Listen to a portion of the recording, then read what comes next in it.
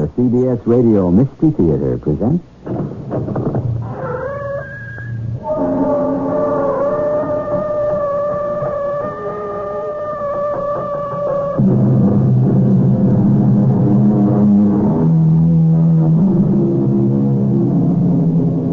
Come in. Welcome. I'm E.G. Marshall. We are here as on a darkling plain, swept with confused alarms of struggle and flight, where ignorant armies clash by night. Yes, at one time, war was war, and peace was peace, and everyone knew which was which, just as you could tell the difference between day and night. But now we seem to live in a perpetual twilight. Are we at war? Are we at peace?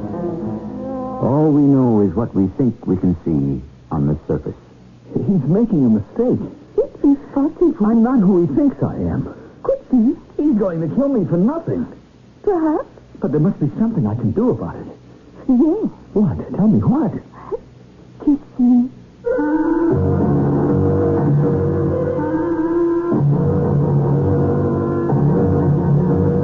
Our mystery drama, Ignorant Armies, was written especially for the Mystery Theater by Sam Dan and stars Mandel Creamer.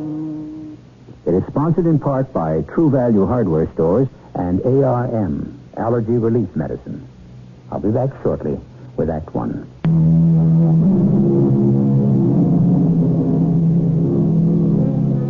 What is life, asks the Spanish poet, and he even obliges us with the answer. Life is a dream, and that could very well be. For there are those people who are convinced that they are living as prisoners in some desperate nightmare, and that every attempt to rouse themselves results in making that dream even more terrifying. Therefore, we shall say that this is the story, or is it the dream, of a man named Walter Patterson. You haven't finished your eggs, Walter. I'm not hungry. Waste not, want not. Really, Mother, I'm... Fidgety this morning, aren't you? Who, me? You look a bit peaked, too. No, I'm all right. You haven't been sleeping nights, either. No, Mother, please. I know when my boy's asleep and when he isn't. I can tell. Mother, I'm fine. You know what you really should do, Walter? Yes. Let me finish. Find a nice girl and marry her. Yes, Mother. Well, it's about time, wouldn't you say? After all, you're 35 now. I know.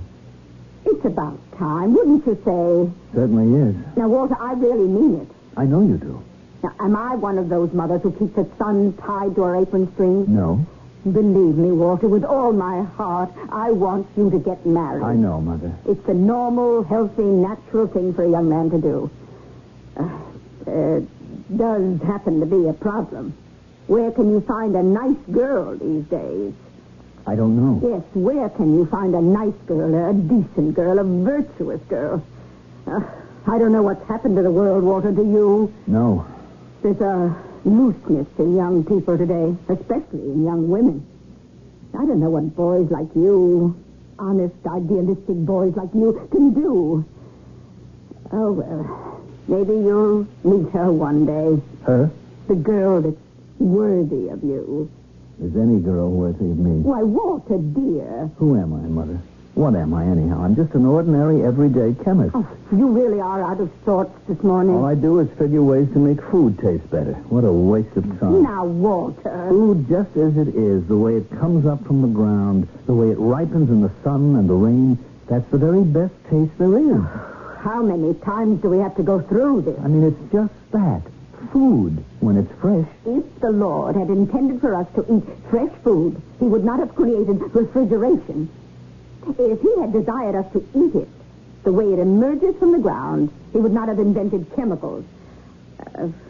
Incidentally, do you still see that Stacy girl? Oh, yes, Mother. I see Eleanor Stacy every day.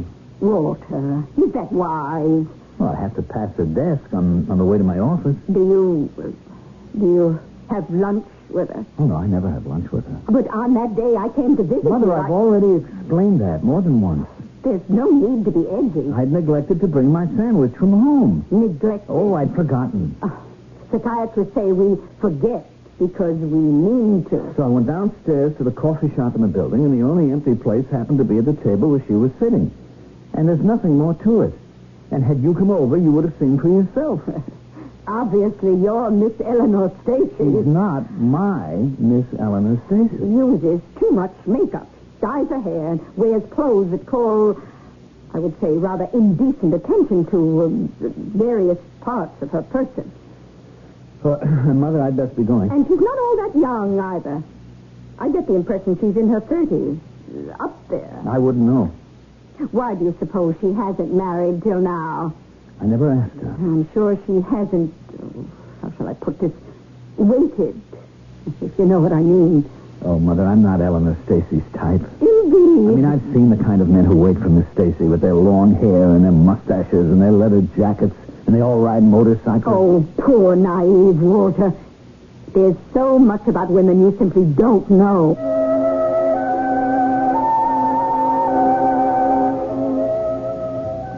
Well, good morning there, Mr. Patterson. Good morning, Miss Stacy. I see you brought your lunch. Yes, I usually do. I find it more nutritious. Oh, no doubt.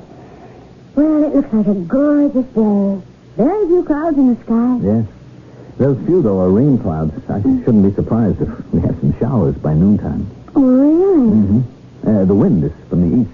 Oh, that's no good, huh? Oh, well, it means a heavy downpour. Maybe even flooding. Thanks a lot for the weather forecast. Oh, look, I'm sorry if I said anything that may have upset any of your plans. Forget it. But after all, Miss Stacy, I have no control over the weather. I could see by her face that I had just ruined her day. I just don't seem able to talk to girls. They say you should talk about things you know. Well, I know quite a bit about meteorology, but somehow it all ends badly. I wouldn't say badly, but I couldn't say goodly either.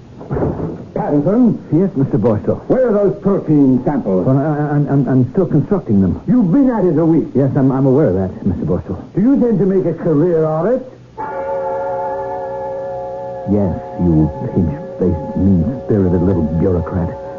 There are successful, well-known, respected scientists who have made a career out of less. These proteins will revolutionize the eating habits of the world and save millions, maybe billions. And what's in it for me? Nothing. All the credit, all the money goes to the company. All right, I signed that agreement when I took the job, and I'll honor it. But you keep out of my way, you hair-splitting, clock-watching fool. That's how I should talk to him, but all I ever say is, I'm sorry, Mr. Borstel. I'll have to do better.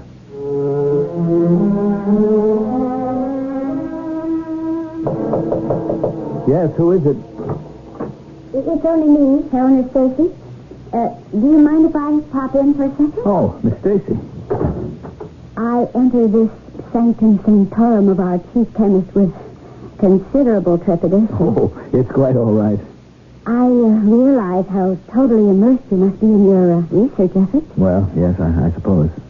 Mr. Patterson, I'm here on a delicate matter. Oh? However, I think I should ask, are you in any trouble? I beg your pardon? Now, I realize that sounds like a completely personal question. Would you agree? Well, perhaps. Well, it is, no doubt about that. However, since I'm in personnel, I have to look at things differently. You would agree? Oh, yes, probably. Mm-hmm. You see, we have to be aware of anything in our employees' personal lives that might affect the performance of their work. That's to be expected, isn't it? Well, yes. On the other hand, there's such a thing as prying and snooping, spying, wouldn't you say? I suppose so. It's a thin line, an uncertain border, a nebulous area. However, someone has been making inquiries about you. About me? Mm-hmm. All inquiries of this nature always arrive at my desk. Well, what sort of inquiries? Well, they're seeking to determine if the Walter Patterson who's with Protein Industries is the same Walter Patterson who was a member of the United States Army stationed in Germany some 10 years ago. Oh. What did you reply? Nothing. Our personnel files are supposed to be confidential. Why would anyone want such information? I would assume, Mr. Patterson, that you would know more about that than I do. Oh, I know nothing at all. Our experience proves that most inquiries are based on one of two things. Yes? Finance and romance. I'm not sure I understand. Well, people are usually after you because, A, you owe them money. Oh, no. I'm sure I don't owe a penny in the world to anyone. I mean, I believe in paying cash or doing without. Well, then B. It must be love. Love? Amor, in one of its infinite variations. That's impossible. Are you saying there's not some intoxicating interlude with a beautiful Fraulein? Oh, me? Where caution and prudence may have been swept away by the overwhelming magic of the moment? Oh, no. Could there have been a young Walter with your wavy blonde hair, your deep blue eyes? Well, he'd be almost 10 years old. Oh, no. That's absolutely untrue. You must have been irresistibly handsome in your uniform. Oh, I haven't the slightest idea. There were no romantic episodes? No, none at all. Oh, I see. Then you're unable to think of any reason why anyone should wish to find you today because of some event that took place some 10 years ago during your military service abroad? No. Well, then, obviously, that must close the discussion.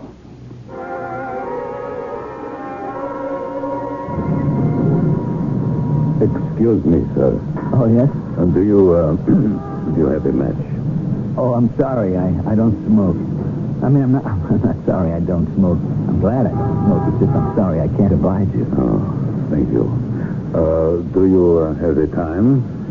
No, I'm afraid I don't wear a watch. You do not wear a watch. Well, I find wearing a watch can impede my circulation. You could carry one in your vest pocket. Oh, that's a little out of style. I understand they're coming back. Oh, I'm glad to hear that. Would you do something for me? What? If you will look at the curb just 5 feet away, Well, why should I do that? you will notice a taxi cab is just there. Oh, I don't need a cab. You will be good enough to enter? What for? My friend, let me unbutton my coat. A gun. True. What do you want? I've already told you. I want you to enter the taxi. What for? My friend, if you do not enter the taxi, I will shoot you. But why?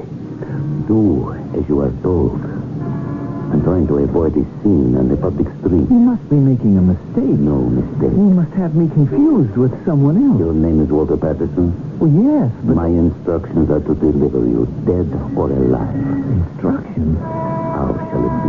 How do you know my name is Walter Patterson? Into the taxi. No, do not look around. Do not try to attract attention. No, listen. And now just turn slowly. Walk to the curb. Very nicely. But I tell you... There is no need for conversation. Now, open the door. Go on, open it. Enter. The gentleman sitting on the end there is an associate of mine. Move next to him. Now, I shall join you. Excellent. Look, I don't know what this is all about, but I'm telling you right now that you're making a big mistake. What was that? Oh, did you feel it? A pity. My associate is usually more skillful with the needle. What are you doing to me? What's happening? Nothing serious, Mr. Patterson. Just putting you to sleep for a bit.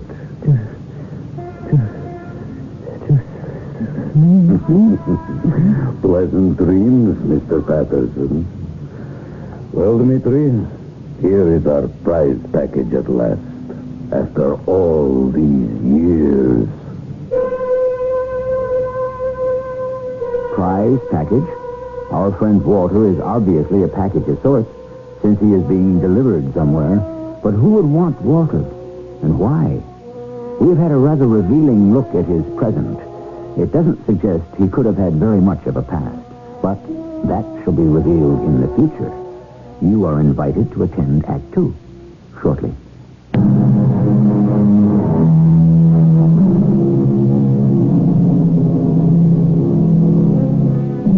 Still waters, they tell us, run deep. You might also say that deep waters run still. Yes, You know that quiet, shy, self-effacing, mousy type of whom it is said butter wouldn't melt in his mouth? Well, sometimes it turns out it's because he doesn't eat butter. He devours raw meat. Is our pussycat really a tiger? What happened? Where am I? Who are you? You have become awake. You kidnapped me. You took me off the street in broad daylight at the point of a gun. At any rate, you are here. What do you mean, here? Where's here? Oh, head. It is to be expected. The drug leaves lingering traces of discomfort. Forgive me. Forgive you? Marina, my dear, pour a glass of water for Mr. Patterson. Yes. Drink. So, we finally, as you say in your country, make connections. Connections? Sir, may I say something? You are expected to say a great deal. That is why you've been brought here. A mistake has been made. A mistake? Yes, a mistake of monumental proportions. Obviously, you have me confused with another person. Your name is Walter Patterson. Yes, but I am not the You owner. were a soldier 10 years ago in Germany. Yes, but I'm sure that... You would visit the town of Glattenheim. Yes, but so did thousands. Besides, my name is not very unusual. Mr. Patterson, it would be best to put all the cards, as they say, on the table. You have me confused with someone else. Now, please, before things reach a point where it would be awkward for everybody, why don't you just let me leave here? Leave? But you have just arrived, and we have not yet reached an understanding. That's what I'm trying to explain. It's a mistake. No, Mr. Patterson. I will explain. No, please, don't. Right now, I couldn't understand anything. I don't know who you are or what you're doing or what you're after. So if I were to just walk out of here now, nobody would be any the wiser. You'd have nothing to fear from me. I give you my word I won't go to the police. What an interesting idea. What do you say now? You went to some trouble, I admit, but I'm the one who got a headache out of all this, so why don't we just call it quits? Dmitri, have you anything to say to Mr. Patterson? Wait a minute. Now, you deny that you're Walter Patterson? I'm not the same Walter Patterson. A girl named Gunhilde Bismarck. You never knew this girl? Well, why not? You deny that you know her? No, I tell you. Dmitri? No. I knew her. So, we shall all be sensible now, and friendly. Marina, pour a glass of wine for Mr. Patterson. Now, you would visit Fraulein Bismarck at her home, of an evening? I may have. Mm-hmm. And you would speak with her of many things.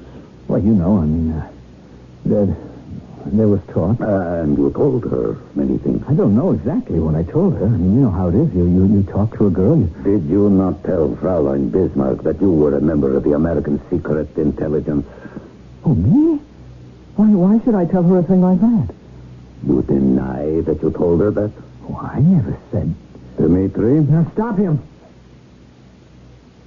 All right, I did say something like that, but you see what it was? Yeah? It was a lie. A lie? Absolutely. Why did you tell her a lie? Because I was trying to impress her. Oh. Continue. You see, I'd never gone out with girls before. I mean, not very much. Practically not at all. So then there was the draft, and you had to go into service. So I was sent to Germany, and I decided then that I would actually go on some dates. Why did you not go on dates, as you call them, here? Well, you see, my mother, she doesn't think that any girl is good enough for me. Continue. But now that she was, 4,000 miles away, I decided what she didn't know couldn't hurt her. You were a sly one. Is that not so, Marina? Yes. So I went into this cafe in Glattenheim, and I met this girl, Gunhilde. And I discovered that I really didn't know what to do. Oh, my good Mr. Patterson, one merely follows the dictates of nature. Well, I suppose so, but you have to get a conversation going, and I wanted to impress this very beautiful girl. So? I mean, there were other fellows in the room, and they were all giving her the eye, and I was afraid that I would lose her, so I just started telling her what an important guy I was. You should have told her how beautiful she was instead. Yes, you can do that if you have experience and confidence. I mean, after a while, you develop a free and easy manner, but I'd never been with a girl before. So you told her that you were with intelligence. Yes. I mean, it was stupid. Nevertheless. But it wasn't true. It wasn't? No, it was just something I made up on the spur of the moment. Really? Look, if I were a member of secret intelligence, would I tell anybody about it? Yes. Yes. Especially if you had come there purposely to meet her. No, you've got it all wrong. You had discovered somehow that Gunhilde Bismarck was one of our agents. How would I know that? And so you arranged with her to sell Army secrets. No. You were well paid. I never got any money. You insisted on being paid in advance. You're wrong. Oh, very clever. You whetted our appetites with a few choice morsels. I believe in your country it is known as setting up the sucker. Wait. Let me explain why. You were given a big payment. And then you were never seen or heard from again. Dmitri. Easy. No, don't hurt me. No. Enough time has been wasted. You will continue now to give us information. I don't have any. Dmitri. Wait, please. Yes? You have almost $250,000 of our money. You will have to, as they say in your country, work it off. I'm trying to tell you. Enough. Dmitri and I, we have a meeting now to attend. Marina will watch over you. Marina is a very good shot. Marina, kill him if he tries to go. I will. So, we'll leave you in good hands. Come, Dmitri. Please. Goodbye. Or, au revoir. Look, Miss, Marina, is that your name? Yes? This is a mistake. Believe me, it's a terrible mistake. Oh, Can't you say anything but yes? yes. That girl, that Gunhilde, I was just giving her what's called a line. Yes. And I'm really not very good at that kind of thing, so I just completely fouled it up. Oh, yes. Should have listened to my mother. She said that women would get me into trouble, and she was right. What am I going to do now? These people, they're going to kill me. They are, aren't they? Yes. Oh, you're a great help. Yes. Can't you say anything but yes? Yes. Well, then say it. Kiss me. Kiss you? Yes. Well, I Come here. Oh, please, don't point the gun at me. Oh, the gun is empty. Well, even so. Come here. Now. Kiss me. Well, yes, if you insist. Oh, good. Oh, what happens now? Again. Kiss. But Talk later. Oh, better. Now, talk. I don't know what to say. I talk, not you. I love you. You love me? Yes, I love you. But you just met me a few minutes ago. Yes. How could you just fall in love like that? Oh, you have blue eyes, blonde hair. Is that enough? Yes. You're a very attractive young lady, Oh. but I don't think truthfully that I could say I'm in love with you. Oh, it is not important. It isn't? No, today I love you. Tomorrow? Who knows? Look, this is all very well, but what's going to happen? Do not fight. Do not contradict Orlov. Orlov, is he the boss? Orlov says you are with secret intelligence. Yes, but that's not true. Agree. It is not true. It is not important. What are you saying? Orlov thinks you are American secret agent. And I'm trying to tell you that he's wrong. Why make Orlov unhappy? Well, it isn't a question of making Orlov unhappy. It is very much a question. If Orlov is unhappy, Orlov will kill you. Are you telling me to lie to Orlov? Why not? Truth is no help. Now, just hold on. You mean I should say to Orlov that he's right? That I was a secret agent and that I sold information to Gunhilde? Yes. But not a word of that is true. I am telling you that it is not important. You keep saying that. Oh, why are you so serious? Because if I say to Orlov that he's right, he'll expect me to supply him with secret military information. So? What do you mean, so? Where would I get such information? Listen to what I'm saying. Here I am discussing the possibility of betraying my country. Oh, you are so serious. It's a serious situation. Give him information. Don't you understand? Even if I were willing to do it, which I am not, I wouldn't know where to get it. It is no problem. You keep saying it's no problem. Where would I get military information? Where? From me. From you? What are you saying? Oh, kiss me. You must admit that girl has turned out to be a perfect little treasure so far. Have you ever seen a problem solved so quickly and so neatly and so pleasantly? But who is our new friend Marina? Who is she working for? Well, that's the central concern of Act 3, which shall be along shortly. Who was it, which philosopher said that we shall not be punished for those little lies that we men tell to women? Well, it's permissible, I suppose, to bend or even stretch the truth a bit when you whisper sweet nothings into a lady's ear. The problem is that sweet nothings may become sour somethings if overheard by the wrong people. After all, love may be blind, but no one ever said it was deaf. I don't understand. What is not to understand? You were saying that you would give me American military information to feed to Orlov. Yes. Oh, kiss me. Wait. First, where would you get such information? Where? In my head. I don't understand that. I would make it up. Invent it. You mean fabricate? I tell you. You tell Orlov. But he'll never be... Orlov is happy because he has information. You are happy because you are still alive. I don't follow you. I am happy because you can kiss me. Now, look, about this information. Information? How you say, give him standard information. Standard? Some information everybody make up. How many troops, how many planes, how many bombs, rockets, guns. But why should you want to do it? Oh, because I love you. Because you think you love me. Now, when Orlov returns, here is what you say.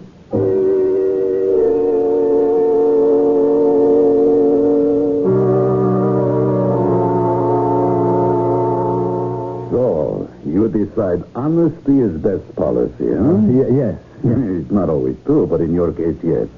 Now, what do you have to tell me? Well, I've written down the number of planes that will be sent to the air base at Wildesheim. Oh, now, this is what we have been paying for. Yes. What is the armament? Well, that I don't know. I'll have to find out. You have 1 week. You will report back to me at noon next Monday. And each and every noon, Monday.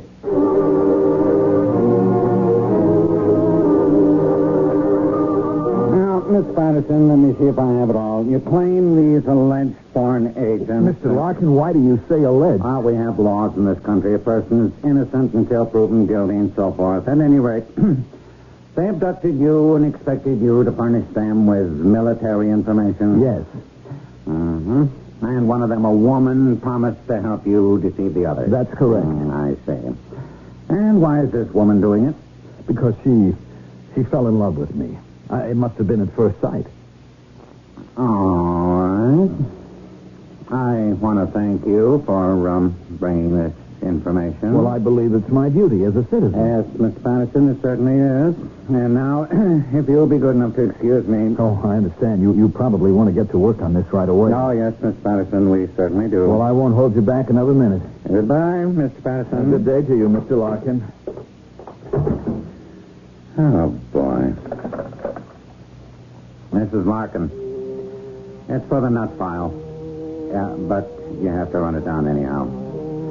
Man's name is Patterson, Walter. And he claims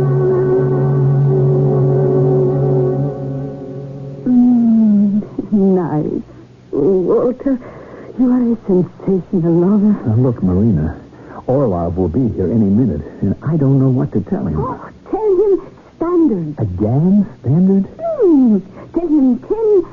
No, better make dozens. 12 missiles in base at... where to put 12 missiles? All right, in base near Wildesheim. But how long can this go on? How long? Good question. I mean, how long before Orloff becomes suspicious? Olaf never will go on until Colonel Planoff becomes suspicious. Who is Colonel Planoff? Oh, he is what you call boss, big boss. He puts everything he tells Orlov in computers. Oh, yes? And then one day, he sends Orlov friendly message. Come home for a visit, Comrade Orlov. Oh? Orlov thinks he is coming home for a medal. Oh, no. No? No. Orlov is coming home so that he can be... Oh, poor Orlov. You mean they would shoot him? Oh, yes. But suppose Orloff becomes suspicious of me first. Oh, then Orlov shoot you. But You listen. must not to worry. Oh, better kiss me.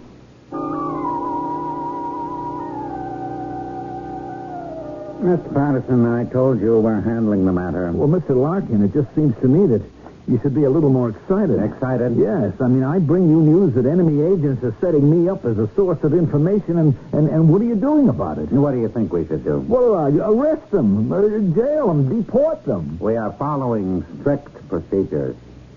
Mr. Larkin, I have an idea that you're laughing at me, that you're not taking me seriously. Oh, but we are. I don't believe it. Mr. Patterson, we've investigated you thoroughly. Me? What for? What did I do? We've also called on Mr. Orloff. What? He's a very highly respected, reputable businessman. Now, that isn't so. We confronted him with the story that you told us. Well, naturally, he would deny it. I think he spoke the truth. The truth? Seems that he has a niece, a Miss Gunhilda Bismarck. Did you know the young lady? Well, yes, Some years ago. Appears you took advantage of her youth and innocence. Finally, Mr. Orloff managed to find you. He said he told you it would only be fair for you to help Miss Bismarck support That you. isn't so. That is a lie. He says you denied everything. Then he threatened to bring the entire sordid affair to the attention of your mother. Not a word of this is true. Your mother is a wealthy woman of rather conservative morality. She would therefore cut you off without a cent. I tell you, he's lying. And so you concocted this fantasy and brought it to us in hopes that we would remove Mr. Orloff from the scene. You realize how wrong you are? Please, Mr. Patterson, we have been patient. Don't you understand? I was just bragging to this girl the way you do in a bar. I never do. I made up this whole crazy yarn. I mean, maybe she just happened to be an enemy agent, or maybe she saw a way to get rich. I don't know. Mr. Patterson. Anyhow, she fed them all kinds of nonsense, and they gave her the money to give to me, but she never did. She made a killing. Espionage, spying, intelligence in general, these things are all far too important to be trifled with. What was your need to impress this girl? Well, you see, my mother... No, don't tell me. Tell it to a psychiatrist. Doctor, why do the police and the Secret Service people refuse to believe me? What makes you think I know? Well, you're a psychiatrist, aren't you? Well, that is what the sign says on my door. That's what the diploma reads on my wall. Well, I accept that as evidence. You do? Yes. Well, why should you? Can you be certain that this is not some elaborately staged hoax? Oh, I'm not certain of anything, Doctor. That's why I'm here. That's why I'm willing to pay you. You speak to buy certainty. That's what you're selling, isn't it? I am not selling anything. Then why will you take my money? You do expect to be paid, don't you? I shall help you find adjustment. To what? To the world. Doctor, I am kidnapped off the street by foreign agents. I report that fact to the police, and I'm told to see a psychiatrist. Who's crazy? All of us are. You are ridden with guilt.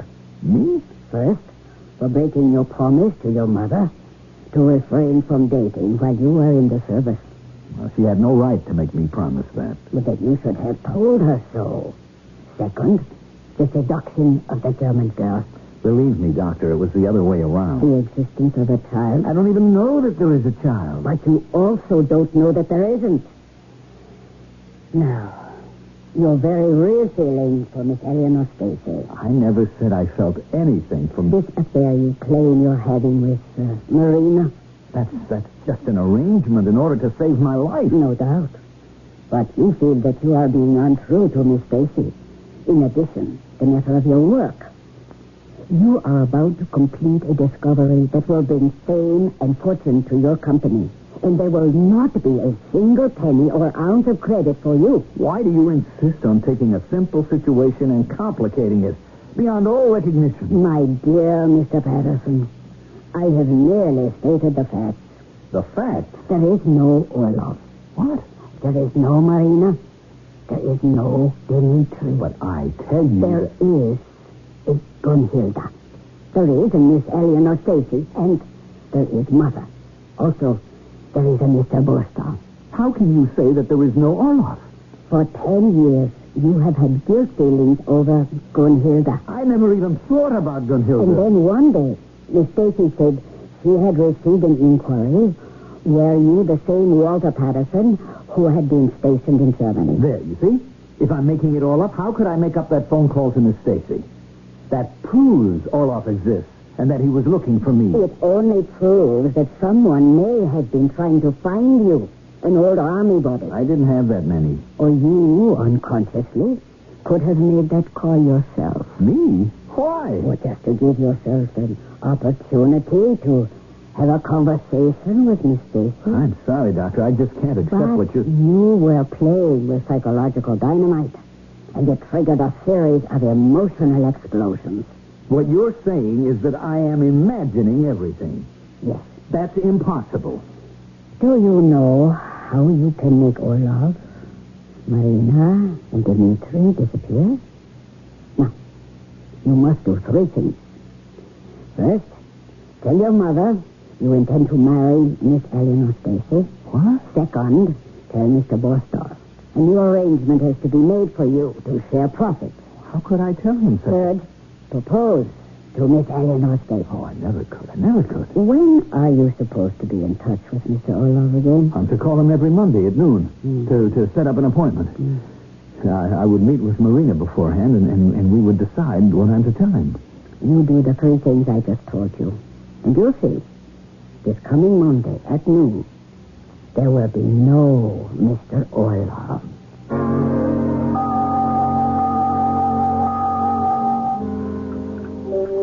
Oh, you haven't finished your eggs, Walter. Yes, I know, Mother. Waste not, want not. You know what I'm going to do this morning, Mother? Oh, you sound bright and alert. Well, I've made up my mind. Oh, Monday morning is always a good time to start a fresh project. Well, I have a good one in mind. What project is this? Marriage. Marriage? Yes. I've decided to marry Miss Eleanor Stacy. Oh. And if you say anything else for congratulations, I will not let you come to the wedding. But Walter... Mother? Congratulations. Good morning, Miss Stacy. Good morning. Are you... Oh, it can't be. Oh, but it is. Walter Patterson. Now, what are you doing in that leather jacket and those denims? Well, I'm having a little trouble with the mustache. It's still a little bit scraggly. You know it's not too bad. But I have my bike downstairs. I thought we'd take a little ride. Well, who to? I thought we'd stop off at City Hall and get a license. A license? Mr. Patterson.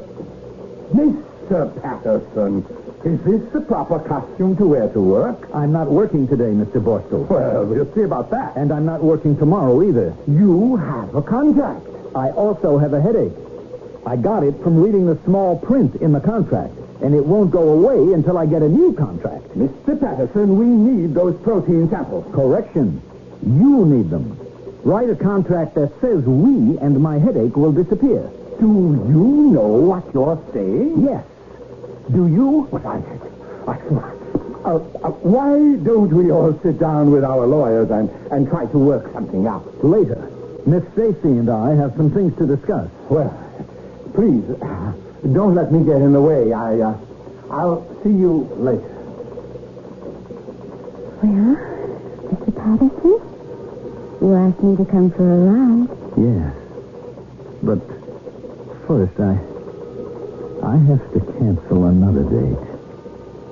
That is, if it ever was a date. If you know what I mean. Not exactly. Well, here goes. I'll find out in a very few moments.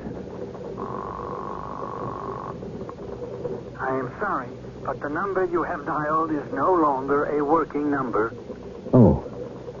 Well. Goodbye, Orlov. Goodbye, Dimitri. Goodbye, Marina. Hello, Eleanor. Hello, Walter. Hello and goodbye. Goodbye and hello. That's the story of the world, isn't it? We go from person to person, from event to event, round and round, from sleep to awakening, from dream to reality.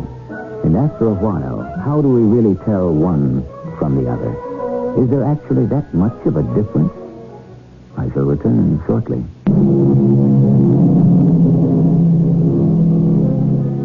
Once again, we've brought you a tale that can adapt itself to anyone and everyone's attitude, taste, and beliefs. How do you want it? Was it a fantasy, an acting out, as the psychiatrists say, of a man's deep-seated guilt and inadequacies? Or was it a meeting at a point in time of a series of actual incidents? What do I think? I know only as much as you do.